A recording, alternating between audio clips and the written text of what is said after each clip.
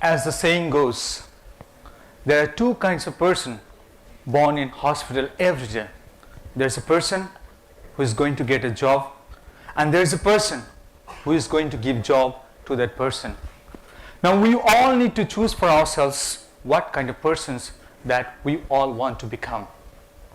A very good morning, respected judges, my dear teachers and my dear friends.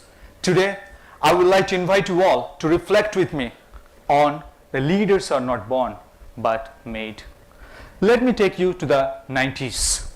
In 1979, on 10th of August, when India tried to first launch SLV-3, everything was ready under the leadership of Dr. APJ Abdul Kalam, and it was given to the computer system for the final check.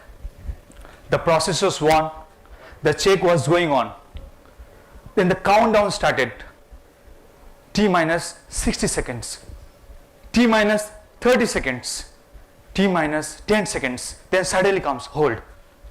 Dr. APJ Abdul Kalam describes, he was in the forefront and there was 6 experts behind of him.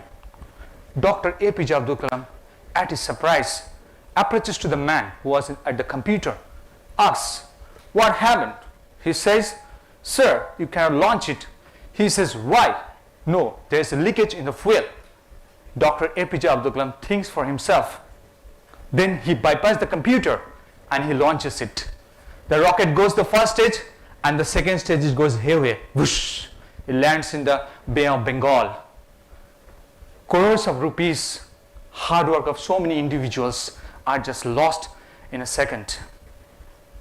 Dr. Satish Dhawan, the chief and leader of the organization, calls for an immediate press conference. And Dr. APJ Abdul Kalam describes, he was just sitting beside Dr. Satish Dhawan. Dr. APJ Abdul Kalam was so scared, he was so frightened, because he thought everyone is going to criticize him because of his decision.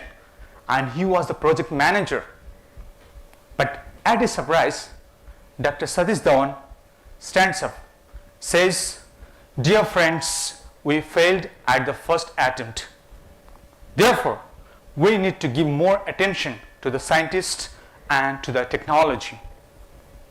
I, as the leader and chief of the organization, owed the failure for myself. But I assure you, the project manager and his team will succeed by next year.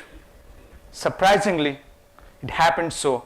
In 1980, on 18th of July, the mission was accomplished. Dr. Satish Dhawan smilingly approaches Dr. APJ Abdul Kalam, says, today you hold the conference. Dr. APJ Abdul Kalam, at his first moment, he was a little bit hesitant, but he held the conference. And Dr. Satish Dhawan stands and says, I applaud and congratulate all my teammates. Then Dr. APJ Abdul Kalam concludes, no principles of management could have ever taught me the lesson that I learned today in the person of Dr. Satish Dhawan. When the failure occurred, he, as the leader and chief, owed the failure for himself.